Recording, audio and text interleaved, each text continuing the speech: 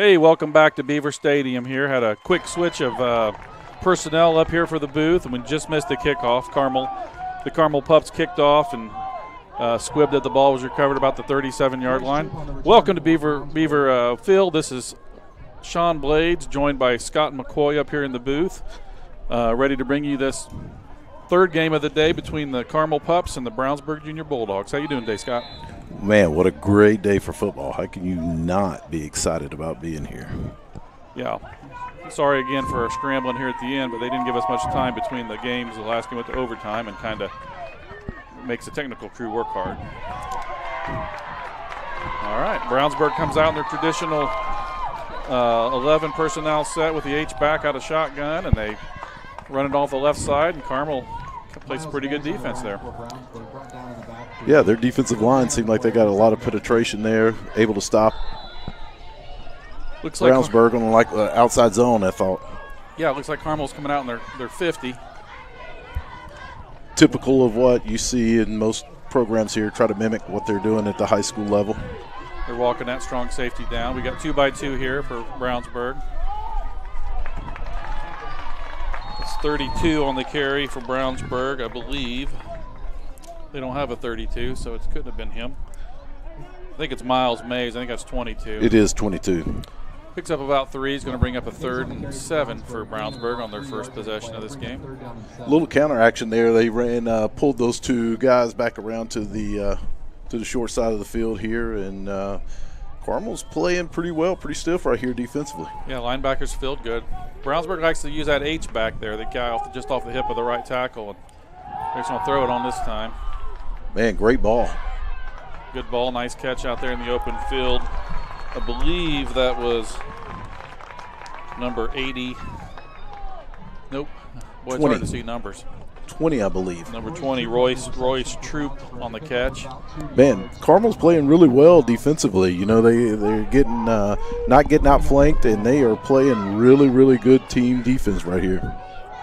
They really are. It's going to be 4th and 5 on this first possession. Jacoby Dowler, number 1, is calling the signals for Brownsburg. Again, they're in trips left. Try to run it off that left side with 22. He's going to come up a little short. Man, he is a little short. Miles Mays, I believe he's going to be a little short. It should be a turnover on downs. It looked like maybe number 1 was in on that tackle. It's tough to see from the other side over there exactly. It's Chase Detweiler, if that was him. Might be number 11. No, I think it was number 1. Okay. We'll have to see if we can catch a replay. It's going to bring up 1st and 10 for the Pups from the 46-yard line. Pretty good starting position. Yeah, I thought from there, I thought if you're Brownsburg, I thought you're in a great spot. Why punt the ball right here, middle of the field, right? And Carmel did a good job defensively there. They really did. Carmel's coached this year by Jason Hicks.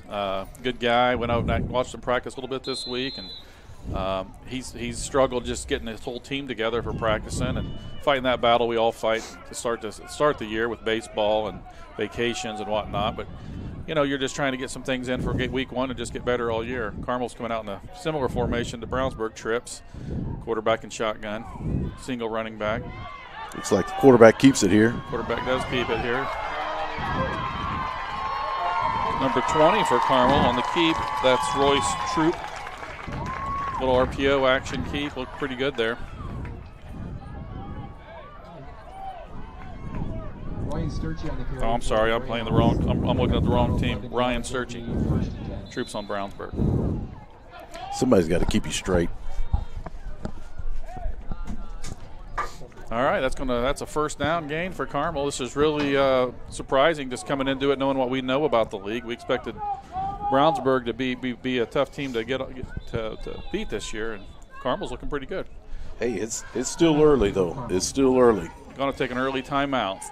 So, kind of talk a little bit what you were saying just a second ago. So you have kind of two different contrasts here of the two different teams. You have a new staff here with Carmel, and then Brownsburg has a staff that's been intact for a few years now, and sometimes that can play to the advantage of having a team that understands how the game day flows. You know, you and I were kind of talking about it earlier, just understanding pregame a little bit and knowing what time you need to start when, and sometimes the first day can be a little bit confusing. But I tell you, Carmel seems to have everything under control right now. It's a very good start. You got to be happy. Yeah, it's just the little things. You don't know what everything you have to do until you get in the thick of it. And, it's just the little things. Where do you go at halftime? How do we handle timeouts? Who does the talking? Where are we at pregame? Where do we set our bags? All these detail things that when you did it long as you and I did, it's second nature. You actually install it. But sometimes you don't even think about that stuff till game day. Now, Brownsburg is in a 4-4 defense here. Carmel comes back out in their 2x2 set. Try to run a little bit off tackle there. I think that's Pax Cunningham, 28. It was, yep. Not much doing there. The linebackers are flowing pretty well for Brownsburg right now. There was a window there, but that linebacker stepped right in there and really did a nice job shutting that down quick. I know you and I are both big fans of the 4-4 defense at the youth level. I think it's easy to teach. It's easy to work on gap exchange stuff and easy to align to. Carmel's coming back out here with kind of a double tight set, tight left with H-back right. One wide receiver out on each side. Passing set, yep. His quarterback can move his feet. Oh, he got hit by his own guy. Yep. Holy cow. He had something working there. This guy was coming back for a crackback block and cracked back his own quarterback. That's 20, Ryan Sturchy again. He's got good feet, Coach McCoy. Man, he looked really poised back there, too, even under a little bit of pressure. I mean, he made a quick decision there that he was going to tuck that ball and run. He did. These first 3 games, I think we've seen the ball in the air more than you and I have done it in a combined decade. So these teams like to throw it. A lot of truth to that. Same type of 2x2 set, or actually got little trips. You got tight wing on the left side. Oh, they actually set a nice edge there with the blocking. Carmel did a really good job blocking the edge there. Yeah, they did. I thought Cunningham, as he put his foot in the ground, had a little bit of wiggle and was able to find that open window there and get another 3-4 yards off of that little stutter step. Carmel did a real nice job as they're setting their feet and getting good angles and just opening that up. Bulldog 23-yard line. So Carmel's had some success on the edge, so it's going to be interesting to see how they attack us moving forward and how Brownsburg will play the edge. It's a direct snap to the quarterback. He missed that defensive end. And here we go. So Brownsburg made a nice little adjustment there, stringing that out with that defensive end.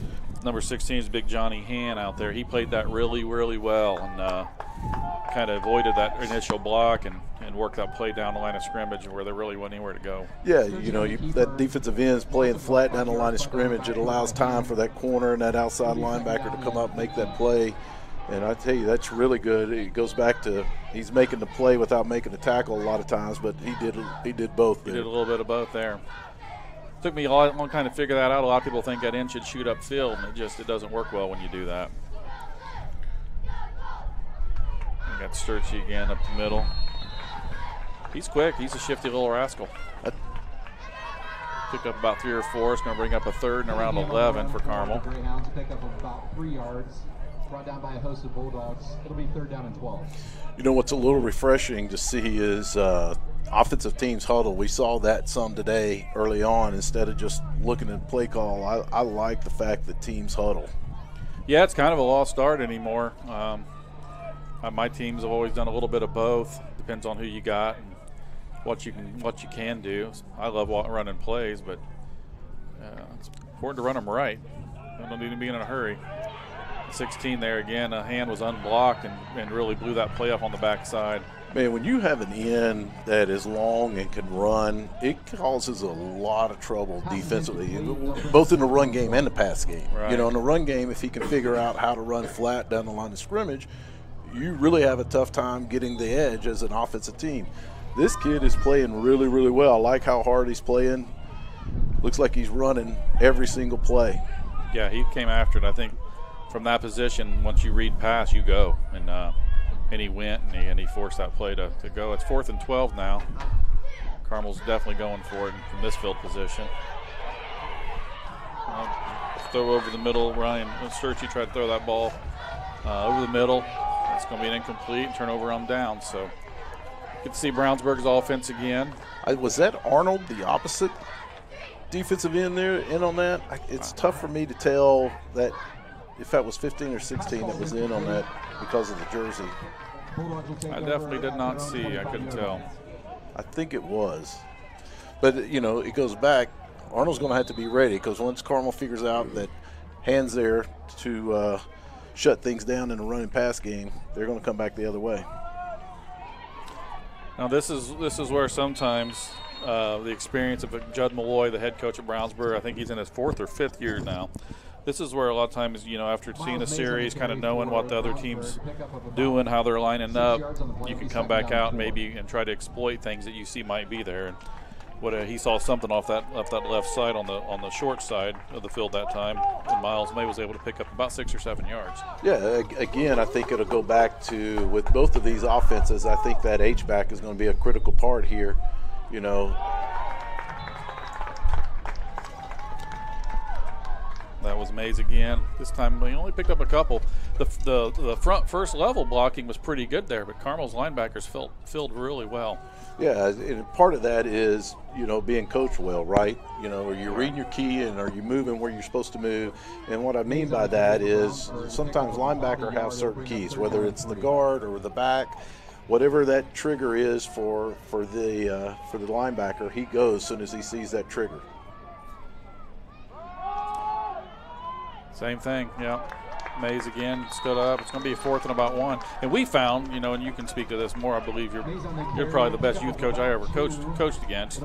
But we found with Brownsburg, with that single back set, it was real easy for our inside backers. I mean, their eyes are really in one place. Especially if the quarterback doesn't appear to be a real threat to run, they're flowing right toward wherever that back flows.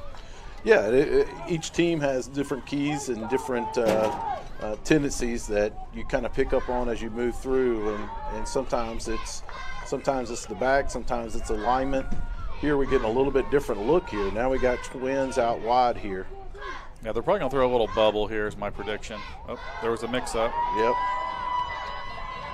And Carmel is flowing defensively. Yeah, Jacoby Dowler, the quarterback there was a little mix-up on the play, and he kind of just had to take off. Yeah, and Jordan Lyon running right down the line of scrimmage right there. Carmel's looking pretty good here early. It's going to be interesting to see how this transpires. This is not at all what I expected. You know, we base a lot on what we see at the scrimmages, and sometimes those scrimmages don't show what's really going on. Coaches may have kids that cut weight, kids that aren't ready, kids that haven't been enough practices. Or you may just hold kids out altogether. Yeah, we may do center grove and just hide your best players. And we think they're assistant coaches, and turns out they're 12-year-olds. But, you know, it works out. Ladies and gentlemen, that's number 2 on the night. There's more to come, I'm sure. So Carmel here going to take it over 1st and 10 from the 32, 33. Staying in that shotgun. No gain on the play there. Yep. Big number 53 for Brownsburg.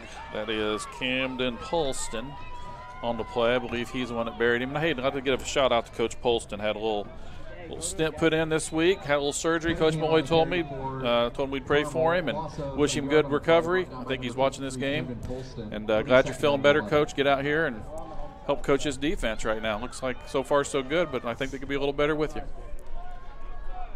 All right. Anytime you have disruption in your staff as you kind of go through, it can be a little bit of a challenge and a little bit stressful on the head coach all week. You know, I think of Steve Stone, the old Cubs broadcaster, and he used to say things like this. I think 2 things you don't do. You don't throw bricks at Superman, and you don't forget to block number 16 for Brownsburg, because he's a problem.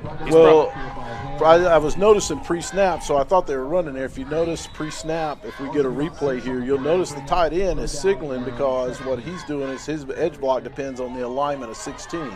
So 16 was outside of him, so he was trying to communicate to the H-back there that you got him, but when you got Han, who is a grown man, looks like, out there running off of that edge, it's tough for an H-back to step back inside and get to that inside seal, right? Yeah, yep. Especially when he's pointed and he's coming in between that gap. Yes, sir. Going to commercial.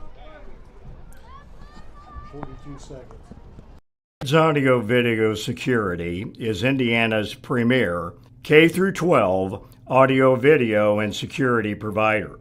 Blades is a design-built firm that provides high-quality solutions that are designed, engineered, installed, and warranted by our team of experts. For 18 years, we've helped schools and local businesses see and hear more clearly. Whether It's 20, it looks like 28. That's 29? 29. Yeah. Oh, yeah, we've been calling it wrong, too. It looks like 28 from up here. No, it's Kai Johnson. He's number 29.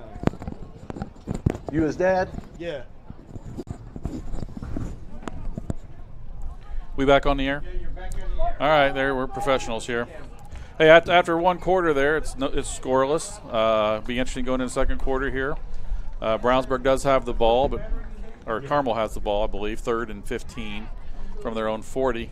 So far, it's been a little bit of struggle of defenses, but, you know, if you're scoring points on yards gained, Carmel got the little bit got the better of Brownsburg in quarter one, but a lot of game to go. Carmel throwing some extra guys in the backfield here. Trying to pass pro a little bit, I think. Oh, man, he was inbounds, too. That was really nice play there by Ryan Serkey to keep that play alive and hit Paxton Lust out there in the flats. Would have been a big gain. I think a kid, you know, Paxton probably wasn't sure if he was inbounds or not. You get worried about your feet and you forget about the ball. A lot of things can happen there. Absolutely. All that caused by pressure there by Han off the edge.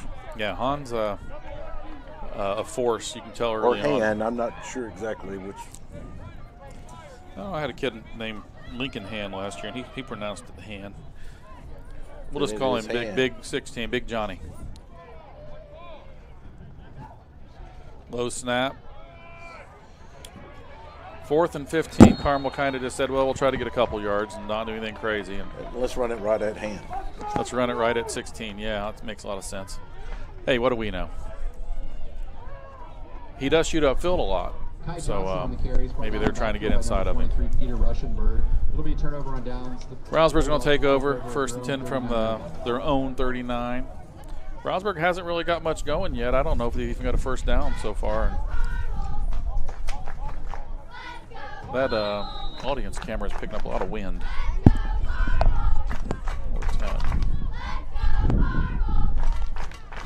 Well, it sure does feel good out here, though. All right, 1st and 10 Brownsburg. Got trips right. Again, looking to just run the ball. And a little bit. Oh, nice run. Yeah, Miles Mays, good run. I think there was a little bit of a holdout on the edge there. I see some laundry on the field. Coach Malloy was very high on Miles Mays. You can watch this play. They definitely got the blocking out there. They called a hold. I see the block. I don't know about that. Excessive blocking, maybe. That was a really nice pancake block. I like the way he runs through contact, though. Yeah.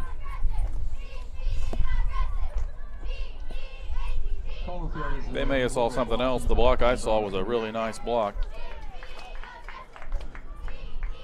You know, the only good news is the penalty happened downfield, so it's going to bring up 1st and 15. 2 by 2. Brownsburg looking to throw the ball. Downfield. Oh. They got it. They completed Great catch. Great throw, great catch. Yeah. Number 20, Royce Troop on the catch. Went up and got it. You know what's so tough about this age is, you know, watch this corner here. He's not in bad shape. The problem that a lot of kids at this age do, they start backpedaling when the ball's in the air. And sometimes it's just tough to get turned back around instead of trusting what you've been coached and just turn and run and stay deeper than that receiver. Yeah, that was a nice play. It puts a corner out there with 2 receivers, and it's tricky to figure out where to go. Brownsburg's starting to figure something out on defense here. Yeah, it looked like a little trap, but they pinned him instead of kicked him here. Again, here's another good play. You see here this guard pulling here. Yeah, he was folded around on him instead of kicking him. Nice little play. Inside trap maybe. Kind of a lead. I think he just cleaned up what was there. They're just going to keep stretch pounding here. it there. Yeah, here he is again. Carmel So made an adjustment that time. yeah, that's the Lion kid again. coming down the line of scrimmage. That's 61 for Carmel. Jordan Lyon, that was a nice play. Yeah, he got off his block on the backside and came across that hard and heavy. Yeah, he had inside leverage there, and that backside guy's got to cut that inside leverage off. And if not, he just runs flat down the line of scrimmage. He's been coached well to run flat down the line of scrimmage. That was nicely done. And that's frustrating as an offensive coach when your point of attack, play side blocking is good, but all you need the backside guys to do is take away inside gap. And the guy isn't going to get there if you just step in. Here they come back to the other side with that counter play again. So they ran this the right way. So you'll notice Carmel's nose was slanting back to the short side of the field here, and they run right behind this nose guard sitting right here. And he's going to slant back toward the bottom of the field there. They slant strong usually, don't they? And that's the H-back really, was yeah. over here. Yep. It makes it easier on the center if he can just get his hands on him. Brownsburg again. Coach Malloy has been doing this a long time. He's going to find places he can run. It's tough to run against the 50, especially out of shotgun when you're just delayed on everything.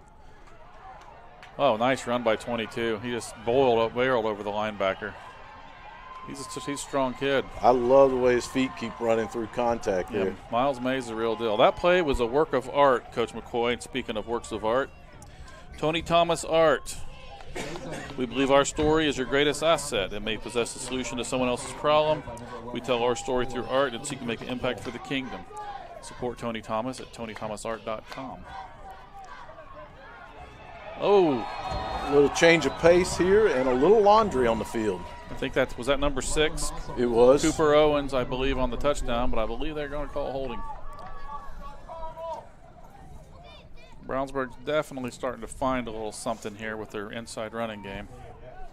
Yeah, let's look at this replay and see if we can spot that hold. It's going to be a holding on Brownsburg. That'll take him back 10 yards. It'll be first and goal from the 15. Yeah, the H-back. H-back got a little bit beat outside and reached. Well, he had good position. It's just tough at this age teaching those guys to move their feet with contact, right? Feet. And that's another reason why, and you and I are both wing T guys, get the ball across the line of scrimmage quick. It takes so much time out of the shotgun to block that long. It's not easy. Incomplete pass there. With no pressure, really. I mean, I thought their line did a really good job. The one thing you'll notice, though, Brownsburg's offensive line does not get very big splits, so it becomes a little bit of a challenge here and there to be able to get a pass rush sometimes inside because of how tight they are. Right. I believe that was Dowler was attended that pass for 24, KJ Smith. It's going to be second and goal now from the 15. This is, as an offensive coordinator, you can kind of panic here on 1st and 15, start throwing the ball.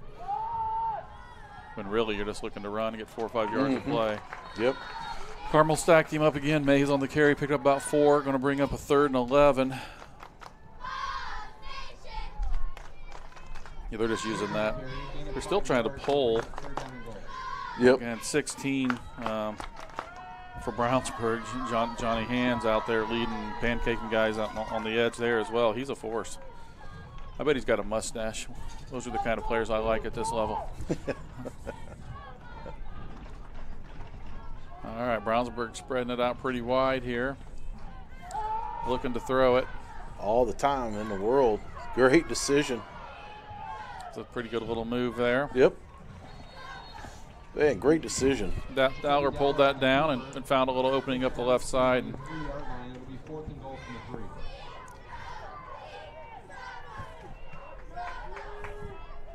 It's interesting, Carmel bringing 5 guys. They all seem to go up to the left side of the defense, and the 4 of the 5 were kind of lost there, out of the play. 4th and goal from about the 3-yard line for Brownsburg. Going to hand it off to Mays again. Well, he got through it, but I think they stopped him. I agree. I think he's a little short here. Carmel had great penetration there. You know, one thing we haven't seen out of typical Brownsburg yet, we've not seen a lot of pre-snap motion out of Brownsburg yet. That was really good penetration from Carmel. I believe that was Nick Hansen, 34, that he didn't make the tackle, but he slowed him up enough that the team could get there. sometimes this is a tough spot here as you're looking. You got to think here. We got to think, you got your back right to the end zone. You kind of need to have like 2 or 3 plays that you feel like are good 3-yard plays right here, just enough to give you a little bit of room, whether that's run, whether it's a little bit of play, whatever it is. I don't see the ball getting in the air here. I think they're going to run the ball here. Yeah, for us, this is this quarterback sneak or weak side belly, some strong side belly, whatever you can do to just try to not lose yards. They're going under center in a wishbone set here. And they fumbled the ball. Remember, the ball has to be in the end zone. Play is recovered by Carmel. They're going to give him just a no gain and second down. You can hear Brownsburg's coaches up above. I'm wanting a safety call. I'm wondering how we're hearing somebody yelling when we're on Carmel's side, but I forgot there's coaches above our head up here. That's tricky, too, when you don't go under center much. When you do. Big play here. Can we get a little bit of push here with 43, and I believe that's 56 for Brownsburg on the inside. It's a simple dive. That's a good play for them. They picked up about 2 or 3 yards. 3-yard play. Got a little bit of room.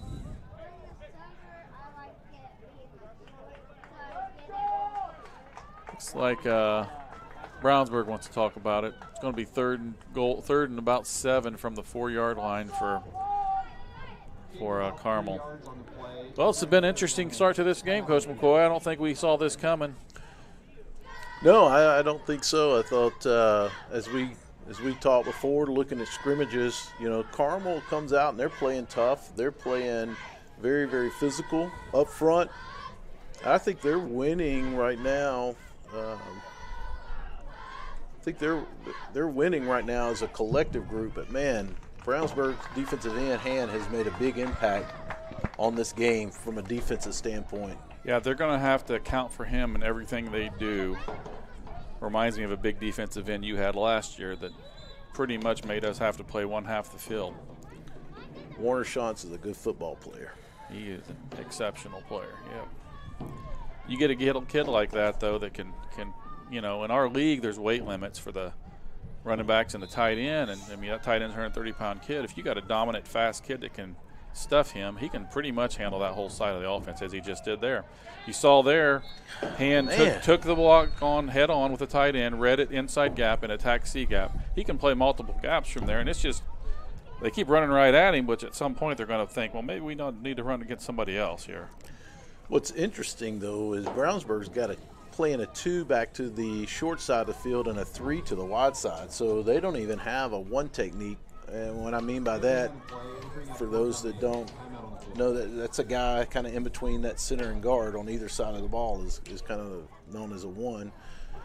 But he's playing almost a 2, and the other side's in a 3. On the backside? Front side's a 3, back side's a 2. And again, that goes back to, what is Carmel trying to do? They're trying to spread them out a little bit to create some running lanes for them. Well, they're in the wishbone, so they should be able to hit about any gap, especially in interior side gaps.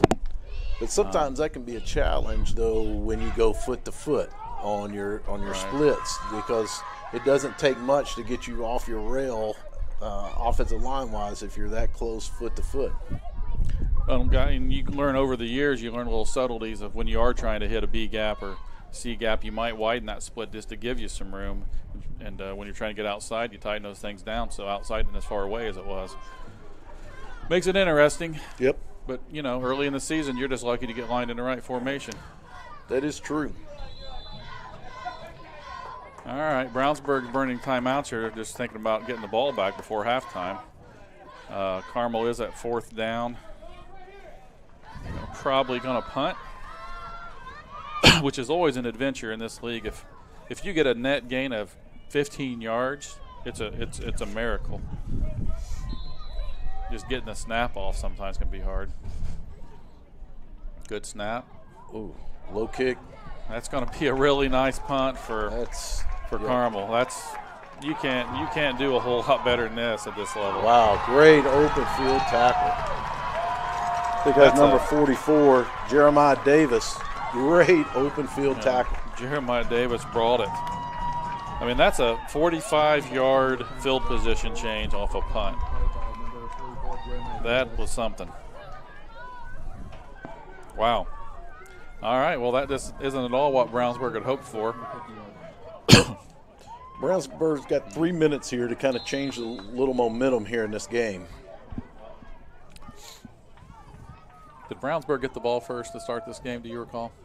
Yes, they did, I believe. So they really do want to make something happen here. Here's our pre-snap motion. We hadn't seen it all game. A jet, and he almost fumbled it. Boy, it was there. That was a really nice play there by number 1 for Carmel. That's their quarterback, I believe. Chase, No, that's not.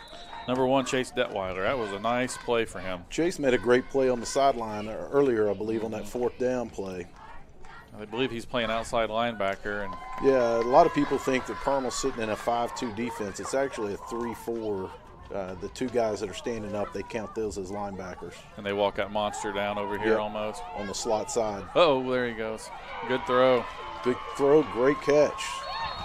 Very nice catch. 33 there on the receiving end, Sam Perkle. It's a pretty big gain for Brownsburg. Yeah, and credit Carmel safety too. You know, he made sure he got him on the ground. The last thing you want to do is miss in that spot and give somebody an easy run into the end zone.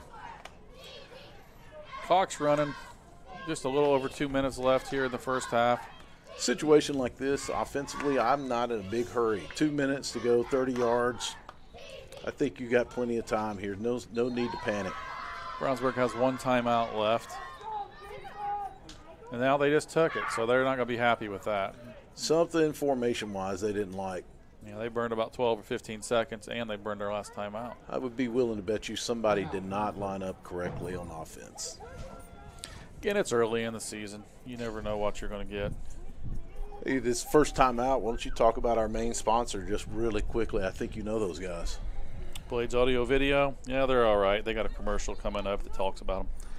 I want to touch a little bit on Tony Thomas Art. That's who we reference on big plays and nice plays throughout this IEFA season. Tony's, if you go to his website, TonyThomasArt.com, you'll see that he's actually, Phil Robertson from Duck Dynasty. You ever watch that show? He's his son-in-law. They live out there on the property, but Tony and his wife have actually become friends of ours, and he is an incredible artist. Really does some beautiful pieces. I'm not an art guy. Look at me. I have nothing to do with culture. But he can really paint, and he does some beautiful paintings. And Perry down there met him last weekend, a couple weekends ago. Wonderful man, wonderful story, and just does some amazing art. It's Southern art. It's sweet tea and lemonade and some beautiful stuff like that. Has he got one with the dogs around the billiard table? No, but he's got one of guys playing poker while the saloon's burning down. It's a beautiful one. Go check his website out and hit up some of that art. I bought a couple pieces. I like it. Brownsburg back to throw. What a ball. Great throw, great catch. Bill number 1. Man, they call it incomplete. Oh, did he drop it? That's probably a good play. Well, no, they called it complete. They gave him the 5 yards. No, they didn't. You're right. Clock should be stopped, and it is. That was Dowler with a really nice throw. Yeah, he waited till he broke open and ran the guy off. The outside receiver ran the corner way off, and you got leverage against the in the slot on that corner. Now, here's the real game, right? There's nobody covering the slot up top here. You're right. The monster's over here. They picked a side, and Brownsburg will pick up on that eventually. They're a man short over there, which is another good reason to run it. May gets through, it just picks up 4 or 5 yards. I've been really impressed with Carmel's defense here. They've been scrappy. Brownsburg's doing a pretty good job blocking. It just seems like Carmel always has one too many guys. Yep.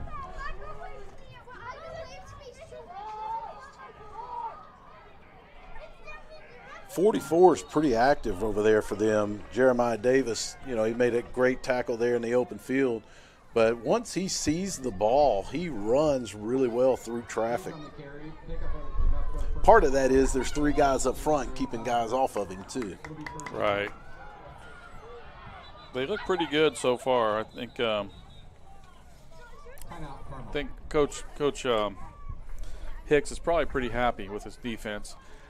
Carmel is going to burn a timeout here. Brownsburg's got the ball 1st and 10 at about the 19. We got a minute 29 left.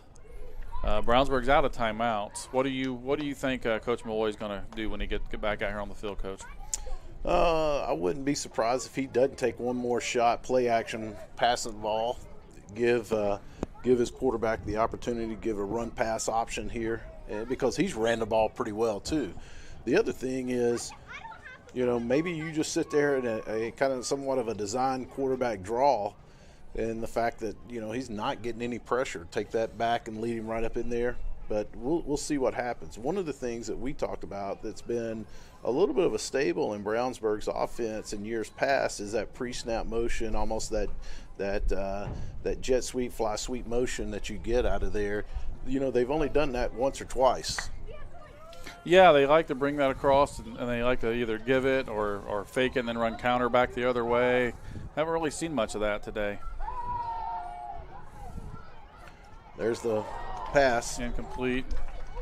I mean, there wasn't going to be much there anyways. That was Royce Troop on the receiving end of that pass from Dowler, but they just tried to run a little simple cross with the 1 and 2 out there. The outside receiver, what we call the number 1, ran a skinny post or a slant, and the 2 just runs a quick out. You're trying to get the Carmel defensive backs a little confused. You kind of hope maybe the corner runs inside with the receiver, but they're pretty disciplined out there. Carmel seems like they're pretty good in their coverage. They're staying in cover 3, and those corners know how to stay in their quadrant.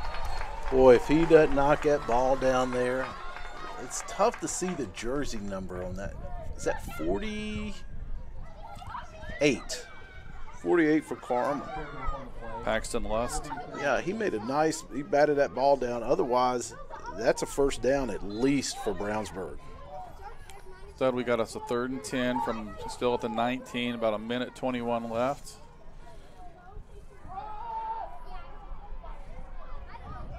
Great hit, out of bounds, knocks the guy out of bounds. Yeah, Cooper Owens on the carry for Brownsburg, and I'll tell you, Carmel's defense has been something. That was the quarterback Strecky that knocked him out of bounds. I was kind of surprised Brownsburg didn't come back to that double twin set, really forced Carmel to bring that strong safety down to one side or the other and kind of play choose them on which side you attack.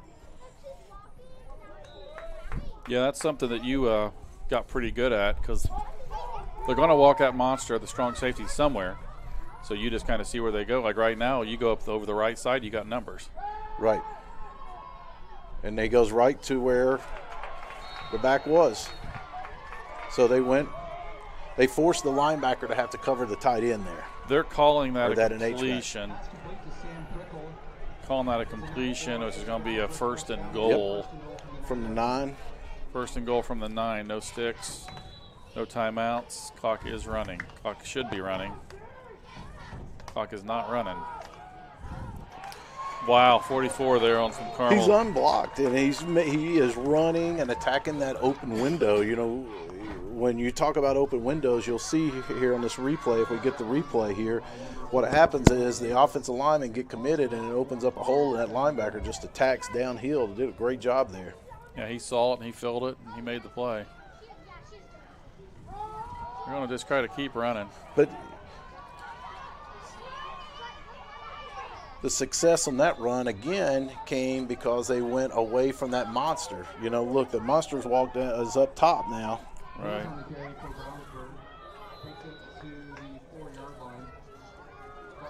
3rd down, Brownsburg, still no timeouts. It'll be 3rd and goal from the 4, about 17 seconds. They're probably going to throw it here just to make sure they can get 2 plays.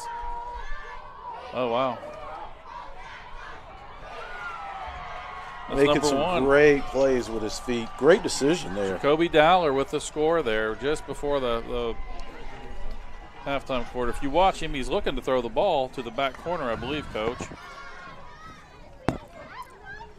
The defensive end does a good job of making contact with that guy to help out the linebacker, but he drops into coverage instead of maintaining outside leverage there. That touchdown is brought to you by Noblesville Trophies. For all your trophy needs, make sure to get hold of Noblesville Trophies at noblesvilletrophies.com. I believe Jim Walford takes care of you. We've had many trophies over the years. We needed last minute, and he gets them. All the IEFA trophies he gets. Does a great job. Good stuff. I've never actually won a trophy, but I hear from people that have that they make good ones. Great Oh, what a decision. scramble, what a scramble. Old Dollar's all over the field Oh, here. my goodness. Great play. effort. Man, what an open field tackle. Chase Detweiler's made some great open field tackles. He's got a little bit of look how long and rangy he is. He just really does a good job of getting him down to the ground. Yeah, he's a playmaker over there. Looks really good. Well, with 8 seconds left, Brownsburg does get a late score, makes it 6-0. Carmel will get the ball to start the second half, but they're going to have to recover this kick as well. But I'd assume they're not going to try to do anything crazy. Carmel does have one timeout left. And early in the season, I know Game 1 coach for the years and years you and I did this. I feel like usually you got a lot of your defense in.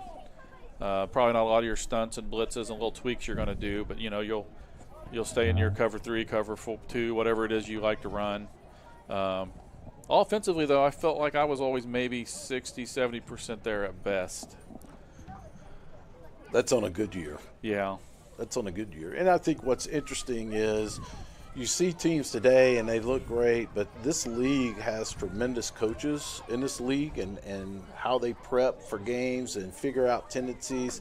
I personally think a lot is told in week 2 versus week 1, because now that somebody has film on you and understands and pick up on your tendencies, how good are you at picking up your own tendencies and being able to manipulate that? Yeah, great point. And a lot of guys may not yet appreciate, a lot of guys I remember some guys 7, 8, 10 years ago kind of making fun of us for, why do you film games? Why do you watch games? Why do you sit in the booth? But when you do it and you're really a strategist up here, you'll know why. Well, and I think part of it goes back, as you're coaching, the biggest thing as a coach, at least for me, it was always wanted my kids to be successful, and what could I do to make them as successful as possible. And I think by being able to prep and strategize that, you're giving your group the best possible chance to win. That's very good point. And with us, a lot of times film sessions are different. It's not a high school or an NFL film session, but there are things to be learned. You're not going to be in there a long time. These kids sometimes can't be in there for very long, but there's a lot of things to be learned, and you see it. You kind of get embarrassed about it. You can't hide from it. And kids get better. And honestly, you're really teaching something there, because it's fun for me to see kids that we coach with grinders and we watched film, and now they're in high school and they're junkies watching film. They watch it on the sideline during games now. I mean, things have really came a long way, but looks like they're just going to knee it here and get out of here. But continuing on that thought, at the same time, these boys are turning into young men, and there's a sense of accountability to be had as well too. So nothing's more pressure, I guess, than sitting in a film session and not being successful and being called out about it in front of your peers. And that goes from the best player on the team down to the not so great player on the team. And I think if you can keep that consistent, I think it teaches these kids something. Right, that's a good point. Well, we'll wrap it up there at the halftime. Brownsburg's up 6-0. We'll take a short break and be back with you. Are we racing to the concession stand? About 9, if you're buying. About 9 or 10 minutes. We'll see you back. All right. Audio Video Security is Indiana's premier K-12 audio, video, and security provider. Blades is a design-built firm that provides high-quality solutions that are designed, engineered, installed, and warranted by our team of experts. For 18 years, we've helped schools and local businesses see and hear more clearly. Whether it's your sound system, your displays, your network, or your building security, ask how our experienced team can serve you.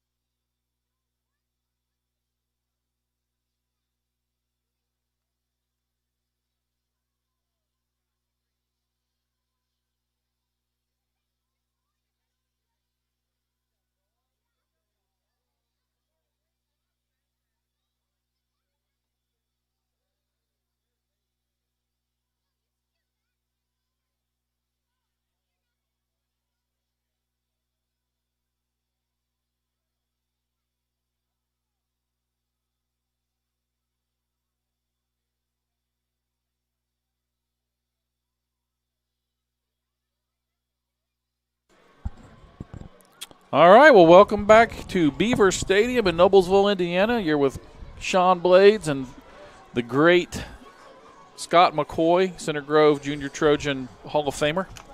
Well, only thing great is when you're talking in terms of buffets. I can tear that up. Outside of that, just very average. Your restaurant advice is legendary. I'm not kidding, folks. You could be in Chandler, Oklahoma on Route 66 and say, "Hey, Scott, I'm driving through Chandler," and he'll say, "Oh, turn left on Sycamore Street. There's a great Italian place there." He knows every restaurant in America. You got to be known for something. Well, here we go. It's 6-0 Brownsburg at halftime. Brownsburg is able to get a late score in. Both offenses were struggling a little bit to get anything together that first half. Brownsburg finally started finding something. No big plays. No. I should say that. There were a couple of big plays, but nobody had a big scoring play in terms of large yardage. Defenses are playing really well, which you would imagine is usually ahead of the offense at this time, right? Exactly, typically, yeah. And I think Carmel's done a good job there. Brownsburg obviously played good defense too. And, as a coach, you just want to try to get through this week and learn from it and get better. Nobody cares who wins week 1. You want to win week 10. Good kickoff there. Good coverage by guess who? Number 16, Big John. Big Johnny. Somebody tell me his name, if it's Johnny Han or Johnny Han. I need to know. They call him Han on the PA. I think I'll stick with that. They are. He's a force. I like having 2 or 3 Johnny Hands on my team every year. Makes things a little bit easier. Makes me a better coach. Well, that's what that does. Those guys make you a better coach. Yes, sir. All right, well, Carmel's going to take over here. That's a pretty good kick. So let's see what happens adjustment-wise. See if there's anything that Carmel's coming out with adjustment-wise. And what do you know? A little wishbone action. A little wishbone, and I'm running off the right side here. I'm looking where 16 is, and I'm going the other way. And that's where they go. And woo! Good fill. Good linebacker play. Trying to see the numbers. It's hard to read those little scrunched up tight numbers. 15, I think, is the runner there for Carmel. 23 laid the wood. I think that's Peter Ruschenberg, 23. Yeah, and I think that was Alex Wozniak for Carmel on the run. It's a good 3-yard play, and honestly, there was a window if one of those lockers just kind of wheels inside. I don't know if they're pulling anybody. Usually that's your backside guards look inside there, but I don't know. Yeah, they're not pulling anybody. That was a busted play, but the quarterback was able to pull it down and get a couple yards out of it. Right. That's Ryan Sturchy again. He's been pretty good today. Yeah, you can tell they're not as comfortable in this wishbone. When they went to it, they had a snap or two, fumbled, and then there's a broken play. And yeah, but there's windows of opportunity there, But you're right, not being under center every play, there's that bit of added nuance there that you're not used to here. They're staying in that wishbone. Again, I see 16 is on this end. I'd run right. They're going to try to toss it. Well, they cut it back. Great little run. And I am telling you, that looks like – I can't tell if that's 29 or 28. It's tough to tell. Well, I think it's Kai Johnson because his dad come up and made sure we give him the credit because we've been calling him Cunningham. That's definitely Kai Johnson. Yes, that is a 9. Man, it is tough to tell with those jersey numbers. But that goes back to what you were talking about where Big Johnny Hand set the edge perfectly on that toss. It made him turn it inside, but the inside guys tend to over-pursue those tosses. And they took a wide angle and left something there. Yeah, and part of it is, too, if he rushes upfield, just push him upfield and run underneath it, too. Gain of 2. We're going to go bring up a 2nd and 8. Again, they're running this wishbone, which I like, and you and I, obviously, again, I've learned a lot of you on the wing tee. A lot of guys think it's a formation. It's really got to be your offense. This is who you are. It's your identity. Mm-hmm. And just putting a few plays here and there, you don't know how to tweak them. You don't know how to adjust them. You don't know if it ain't working, here's what we can do different. They look pretty good in this wishbone right now, though. Yeah, so I don't see Han in there right now. That was 15 in on the play for Brownsburg. I didn't see Evan Arnold. Hands down here, isn't he? No, that's that's 15. You sure? That's 16. That is number 15. You're right. But that's important. Arnold plays an important role. When people start figuring out they have to do something opposite of hand, they go right. Arnold's got to be ready. Now hands up top. Now. Yeah. Right, but he was out, I believe, the previous play. Yeah, I just keep running down here to this left side. They're more or less in a 50 at this point. They're walking down against this wishbone. Yeah. Man, they are just outnumbered to that side. Brownsburg is really playing aggressive here on the run. Yeah. Watch hand here. He actually took inside there, which freed the runner up to get outside, but it's hard to get outside the short side of the field. They're coming from that hash trying to go to the boundary, and even though they got outside the end, there just ain't any room. Well, in that formation, that corner didn't even have to respect pass in that. You notice he didn't even take any steps backwards at all. He just ran right up. He ran right to the ball carrier. Hannah's out again. I would definitely come this way to the field with without hand there. Yeah, I mean, with what I'm seeing. Timeout, Carmel. Yeah, they're going to take a timeout. Well, I mean, it's 4th and 9. I mean, they might be thinking about a punt. Yeah, I don't know.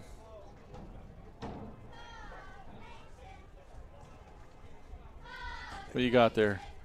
Hayden Skelton. I already got one.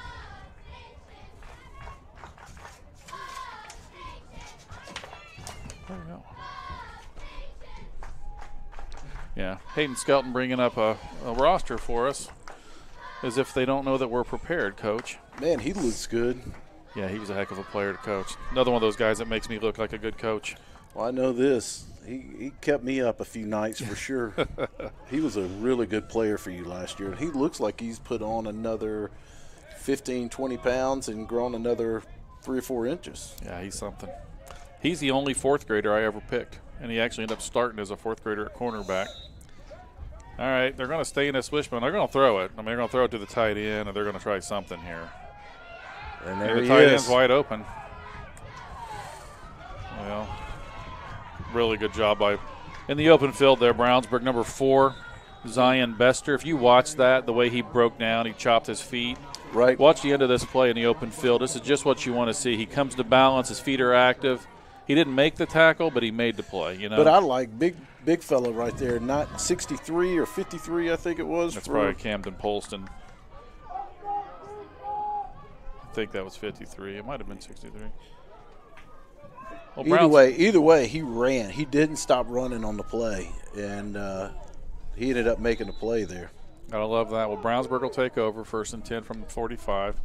Good starting field position. They're going to come right back to try to throw the ball. But, see, they're going to the side where there are 3 defenders, and that's not an easy completion down the field in cover 2 with 3 defenders on 2 guys. Yeah, and the outside backer did a real good job. He didn't reroute him, but he turned and ran with him and just took away anything that underneath window wasn't there. Right. They, I'll tell you, number 1, Dowler has a good arm, though. That was a nice throw. Brownsburg's going to go 2-by-2 here. The H-back is in the slot left. Going to run with Mays off the left side. Yeah, so great run. Yeah, if you look 20. Here, though, Carmel walks the monster guy down to the defensive left side, and they really put Dealer in a tough spot here, Detweiler, because he tries to widen out a little bit. He's just got to widen out a little bit more, but the problem with that is then you run it underneath if you come out too far. And what Brownsburg did there, they evened them out. They put the H-back out in a slot. They're 2-by-2 with shotgun with a pistol, and they just – I mean, here's the same look. I mean, I think. Well, Carmel this time is walking him down to the boundary, which is opposite. But see, now they're running back toward the field. The formation's the same. The first play, Carmel brings a monster to the wide side, and that time they put him up on the. Yep. Wonder what the thought is there. Sometimes you just throw a play away just because you want to make sure that you're keeping the defense comfortable with thinking they know what you're doing too. So there are times where you will actually throw a play away. See, now they're running more traditional. They're balanced. Again, the running back's over here. A little pre-snap motion. Yeah, they like to run jet when they offset that back. Right. There ain't much doing there. Carmel did a wonderful job stringing that out. And, man, running down the line of scrimmage, gang tackling there. 44 in on the play, 63 in on the play, big 60 on the play. I think it's tough to tell the Carmel numbers. Sometimes I almost need to wait for the replay to get a closer look. From up here, if people are like, well, what? That's number whatever. Well, it's tough to tell sometimes when the numbers are scrunched on the shorter torsos. Right, and you're this far away. You're right. And you're in your mid-60s. There's just a lot of things working against you. Got a shoelace problem here. I like what Brownsburg's doing offensively here. They're balancing the field here and really making Carmel have to decide one side or the other. It looks like Carmel's choosing to defend the wide side here with numbers with that safety. Or broken that monster guy down here, the strong side up top. Yeah. They're going to run at him. They really could run. They really could run that down here. I think Carmel is meaning to put that monster on the wide side every time. I think they did screw it up one time earlier, though. You would actually, I don't know if I'm giving away trade secrets now. You actually, with your team, once you got everything installed, you could coach them up to line up, even them out, see where they walked him down, and your kids would know to run away from him, right? I mean, you could your players would audible based off that read, couldn't they do that? Yep, there were times that we would do that based off of just pure alignment. See, they're gonna fake the jet and run counter fake here. Oh, they didn't run counter. Yep, it's a slant. Nice catch. Great catch. It's number 2 there. That's Jackson Whitaker. That's a really nice catch. Went up and got the ball. And kept his hands away from it. At least it appeared he kept his hands away from his body here. Yeah, kept his hands away from his body, caught it with his hands. Really nice job. It's a nice play. I really expect them to come back with counter there. A lot of times off that jet, they'll run jet, then they'll come back with fake jet counter. When they offset that back, we would call strength away from him because we feel like they're going to run across the quarterback's face just like this. Right. But when they come back with that, I don't, even though they pulled a guy, I almost treat that more like power just because of the way they're set up by alignment, even though the backside guard pulls there. Yeah, it's very much power. Yeah.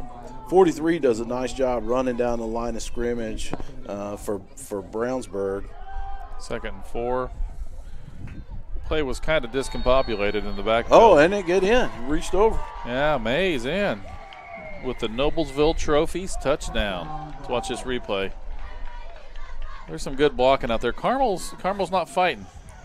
Detweiler, who's been playing pretty good all game, just kind of took that block there. His eyes are in, and you got to fight. You got to keep fighting. Yeah, but it's sometimes too you got to you set the edge. You got to rely on your backers to come in and make a play too. I mean, like we talked about earlier, you can make a play without making a tackle. I think Carmel may have blitzed inside there, which once he bounced it, put him in a bad spot. You really want that linebacker to be able to flow and fill that wide window, and he just wasn't there. That was a good play.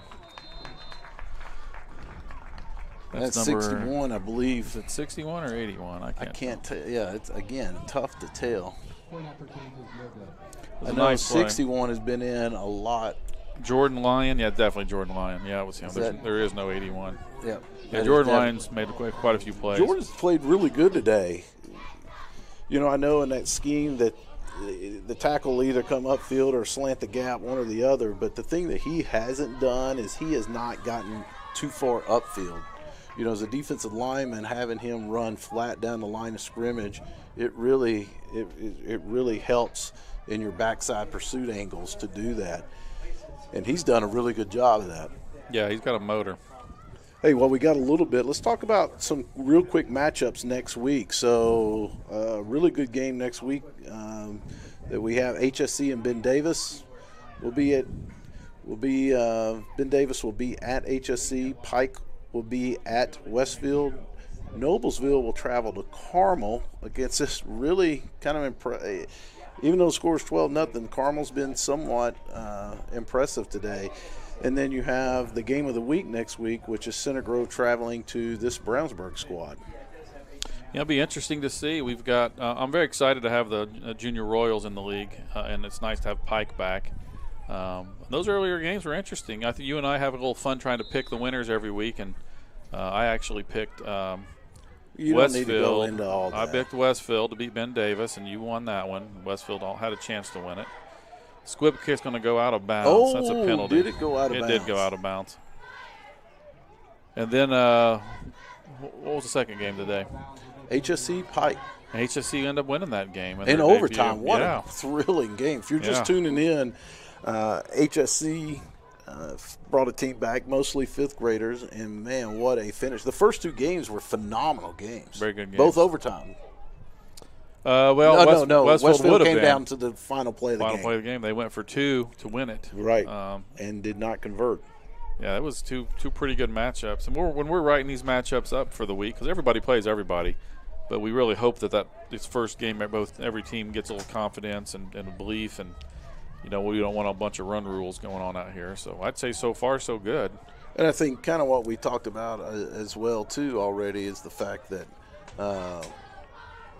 we're sitting in a really good spot right now, and the fact with the league and all the teams kind of falling into the feeder program type model, and I think this is going to be a great brand of football for people to continue to watch these kids all the way through high school. That's the goal.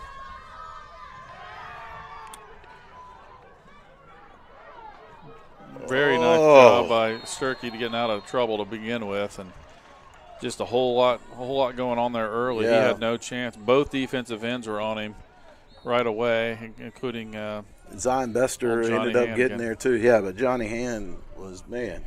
Whew. I think it's 58, Jason Sherrill. He was all over him if that was him. Yep. And then Zion Bester, a linebacker. He got in on it? He did as well.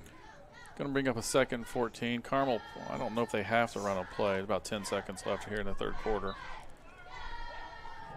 We'll go to a break here at the end of the quarter and then come back with the fourth quarter. This is probably going to be the last play. They didn't get it off. They did not get the play off. So at the end of 3, Brownsburg's up 12-0 over the Carmel Pups. We'll be right back with the fourth quarter after this brief timeout. All right. Audio Video Security is Indiana's premier K-12 audio, video, and security provider. Blades is a design-built firm that provides high-quality solutions that are designed, engineered, installed, and warranted by our team of experts. For 18 years, we've helped schools and local businesses see and hear more clearly. Whether it's your sound system, your displays, your network, or your building security, ask how our experienced team can serve you. All right, welcome back to Beaver Stadium for the start of the fourth quarter between the Brownsburg Junior Bulldogs and the Carmel Pups. Right now, Brownsburg's up 12-0 in this one, but Carmel does have the ball to start the quarter. Coach McCoy, I'm putting you back in business here. You're hired to be Carmel's Pups head coach, which I know is great for you. Center Grove and Carmel with so much love. I never like the what a coach does, so don't put What are you doing? What are you doing here in this situation with everything you've seen? You know, they had some success off tackle early, and I think the one thing that they did is they put Kai Johnson had some success running the ball on the perimeter. They got to figure out how to block that second level. You know, they were running off tackle, having a little bit of success when Brownsburg defensive ends come up. But I also had to tell you, you know, I think having the ball in Sturkey's hands, you can't go wrong either. He's a baller. He's a player. But see here, you missed the 3 technique. Yeah, and that just ruins the whole play. That was Kai Johnson on the carry again. Shifty back, small back, shifty. Yep. As a coach, this is where you can panic and start throwing the ball and doing things. It's a high risk and low probability plays, but you just want to try to find something to build on. I mean, what you don't want to do is throw it up and you get a pick six, and if you go out of here 12-0, you're like, all right, we got some things to work on. But if it's 18, 24-0, it's a little different feel. Makes that next week of practice a little tougher. Right. You probably never been beat 24-0, but here we go. Look how wide open that middle is right now. I know it's 3rd and long, but man, there is nobody in the middle. Woo! I was almost picked. It's a really nice play there by 20. He attacked the foot. Watch Royce Troop again. He's been around there, made some plays. He saw the ball in the air and broke on it. But, they spread it so far out there on 3rd and long, almost taking a quarterback lead right there and getting 8 plays. Now you're 4th and 8 versus 4th and 16, but 17. But, it's easy to sit here and do this. Right. It's frustrating. When you got to, look at the middle. Boy. But it is 4th and 14 here.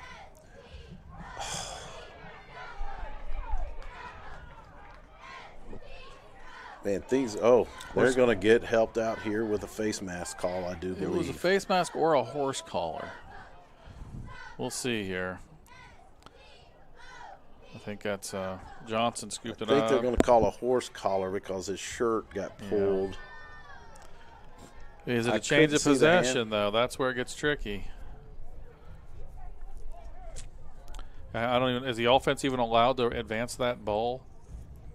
This is where we need the Monday Night Football and have our director officials, Rob Toll, on a – let's take a little bit of a better look here. I think we're going to get it again in slow motion here. Yeah. So the kick is blocked. And the ball is scooped up. I believe that's Kai Johnson. It is Kai Johnson, yep. And they're going to call. It's right there. Clearly a horse collar. Yep, it is a horse collar. Officials did a really good job on that. Zion Bester coming in. Yeah, my only question is, and I'm not an official, was can the offense advance that ball on a block punt? I believe they can. Yes, they can. Yes, they can. Interesting play. Just when you think you've seen it all.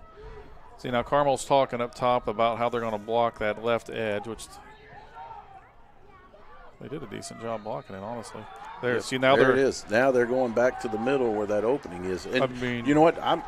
You got to be happy. I mean, you still got 7 minutes and some change here, and you're 2nd down and 3 on the plus side. So,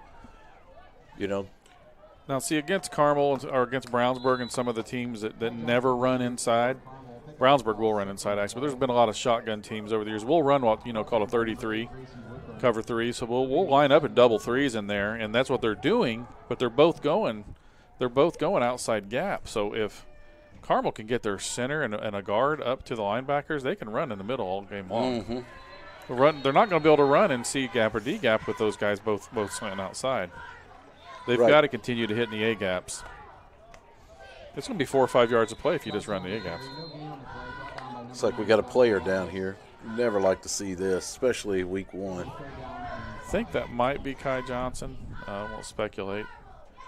There was some pretty good contact at the end of that run.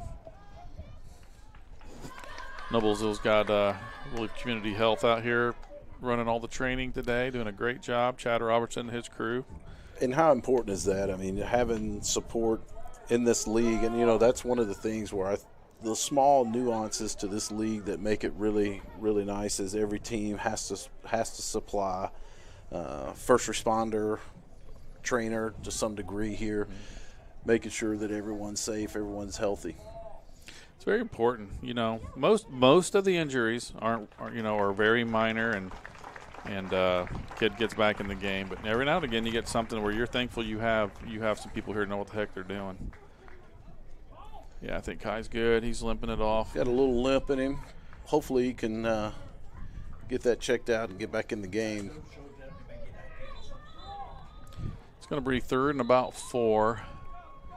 I'm looking over and seeing the Grinders and the junior Trojans warming up, Coach McCoy. Yeah, but let's not get too ahead of ourselves. We got us a good ball game right here. Got us a good game here. It's like we're going back to a little bit of that wishbone look. Now, see, this is Brownsburg's going to, they're coming back to a more traditional double twos anyways. Right. They're still not putting anybody in the A-gaps. I mean, we're not running. It's almost like they're fan blocking instead of a man zone blocking. This is what it seems, and that's giving them a little fits. Brownsburg alignment's giving them fits if they're zone blocking this, but it looks like they're trying to zone block this. No gain on play. It'll be 4th down and 4. So if you see that front, because it's double tight, so this is something you and I would have ran if we go doubles. If you see double threes, I mean, we're just running belly and calling for us it'd be an alpha call, an Atlanta call, whatever. We're just trying to run that belly, an ISO, inside the A gap. They're staying in it. Even in this double tight, they're staying in that. There's nobody open. Oh. It's 4th and down. 4th down there. That's going to be a turnover on down. Brownsburg take over about the 48-yard line with 5:43 left in the 4th quarter. Miles Mays made a great play on that there, defensive back position. Miles Mays. I think he's been running the ball. He's playing DB, doing it all. Something you can see a lot at this youth level. So let's see. I think we're going to get a heavy dose of run here from Brownsburg. Yeah, I think Miles Mays will get the ball quite a bit. I like the way that Cooper Owens ran. He was in there a couple of times. All right. Yep. Again, they're evening them out. H-back's not where he normally would be. They're just they're just running outside zone. They got Han at tight end, just trying to reach that outside backer, which he did a good job. Great tackle in the open field there. That was a nice tackle. That's 20 for Carmel. Ryan Sturkey, that's their quarterback. And Sturkey's a player. He is, isn't he? He is a player. A lot of times you try to protect your quarterback, but, you know, when he's clearly your best option, you got to do what you got to do. Not Sturkey. Sturkey says he wants all of that. Somebody's yelling. This is quite a facility we have here, Coach. I love this stadium. From a setup, this could be the nicest setup in the state of Indiana. Noblesville's got it going on. A little pre-snap motion here, a little tall. No counter coming back. Gonna be enough for a first down. Yeah, Beautiful, beautifully ran counter. Mays on the carry for Brownsburg, picks up enough for a first down. So you got that H-back and the guard pull. Yep. The guard's the kick out. Great kick out there. 43 there for Brownsburg. Cash Scheidler. He did a nice job earlier on a pull that he did. Being able to have those linemen be able to pull and get down the line of scrimmage is really important.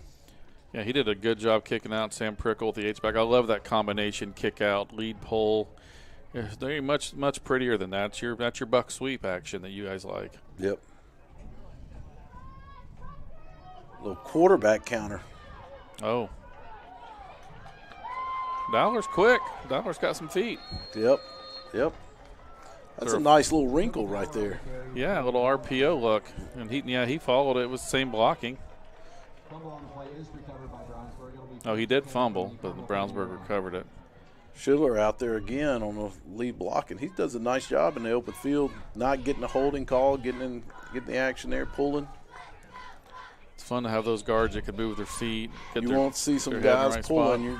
Stay tuned for the next game. I don't know if Noblesville's pulling any this year. I don't even know what they're running, a little short eye, but you guys, I'm sure, Center Grove will be doing what they do. Mays again up off the right side this time. They're picking up pretty good 7-8 yard chunks now. And they ran a little Any trips guess right. on who's lead blocking? I see Han out there. Yeah, and they at 43. Brownsburg might have got away with a hold there. 43, 33, 16. These guys can block a little bit for Brownsburg. Judd Malloy's got to be pretty happy with what he's seeing today. Any coach isn't going to be happy, though. You're going to see all the things you did wrong more than what you did right. That is correct. Here they go back again. There's they that follow. love that little QB counter. A little RPO follow. You did a little follow last year with your quarterback. Yeah. Yeah, but this isn't follow. This is counter. Yeah, he's it faking is counter, isn't it? Yeah, he's faking to that running back. He's shifty. He reads his blocks well. It's nice when you got a quarterback that can run. It really puts a little bit more of a stress on the defense.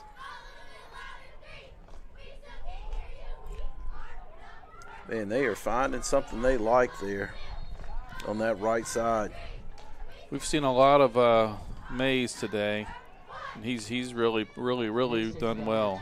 You know, that H-back did a nice job there, running all the way up on his block there, but also down the field, Troop blocking downfield. Mays again. Carmel stood him up this time. Pretty good job by the Pups. It'll be a third goal from about the 2. It's funny today. I feel I'm looking back through the games that we've seen, and a lot of small running backs the last couple games. And I don't know what your junior Trojans got this year, but I know Noblesville got some hosses. They got some 120-pound kids that can move in the backfield. A little different look than some of these speedsters. I don't think Center Grove's backs are going to be as big as they were last year. They may be a little bit faster, but they are not as big. It's touchdown Brownsburg. And that's a Noblesville Trophies touchdown. For all your trophy needs, reach out to noblesvilletrophies.com or give them a call. You know, this might be one of the kind of first long sustained drives that we've had today, just in chunks of 6, 8, 10, 4. And Brownsburg 20. really put it together there. Just run the ball, run the ball, run the ball. Well, I love the little counter action that they put in there with the QB counter. Yeah, that's a nice wrinkle. I don't think in the years we've been playing them, I don't think I've seen them do that. That would be tough for us to defend because we would be defending that. We'd be eyeing that. Tailback would be our keys for our inside guys, so they'd get out of position, and that quarterback comes back. But this quarterback runs a little bit better than some of the ones they've had. They had one a couple of years ago, and they won it all. It's pretty darn good. Yeah, too. he was really good. Yeah. Well, I still can't get over that one, how impressive he was. Yeah, and he was big. You guys in the Final Four that year had him pinned down. He just broke tackles and made plays. Brownsburg's got a good program going. We're pretty happy to have you and I both sit on the executive board of the IEFA. I've been blessed to, since we reformed the league several years ago, you were definitely my go-to guy on everything. You guy I trust and cares about the league more than anybody. And it's nice to have Coach Kelly, Coach Miracle now, who replaced Coach Gilbert, and now Coach Hart from Brownsburg, all on that board with us. It kind of think it solidifies our league, kind of gives us a little bit of I don't know what word we're looking for. Stability and kind of get some credibility, I guess. Right. Well, so for the people that are watching this, never seen this or understand this league, so the way this league is intended is it is based off of a feeder system. So the kids they're playing for Brownsburg are all kids that attend Brownsburg schools or lives in the Brownsburg school district. And same thing with Carmel, Noblesville, Center Grove, Pike, HSC. So it is a really Westfield. So it's a true. This is what you will see on Friday nights in the next Covered by Carmel. 3 to 6 years. You'll see these kids out here playing today, and hopefully every one of them stays with this. Stays playing this wonderful sport. Yeah, we love it. You and I have been doing this a long time in various sports, and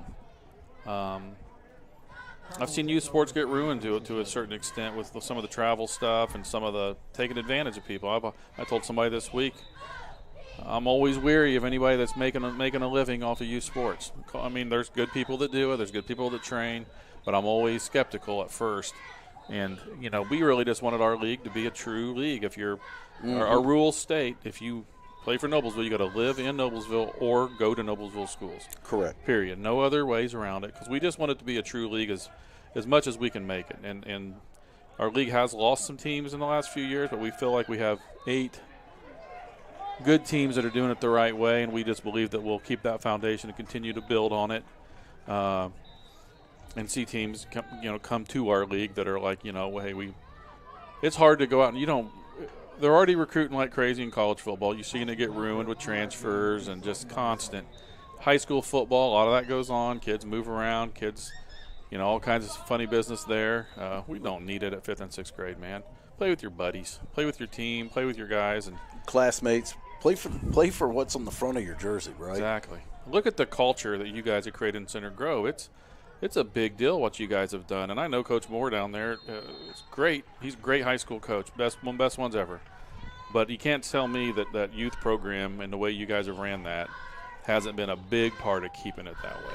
Well, and it's a big deal to be number 30. It's a big deal to be number 20 for you guys. And that's the kind of stuff that we all just covet, you know.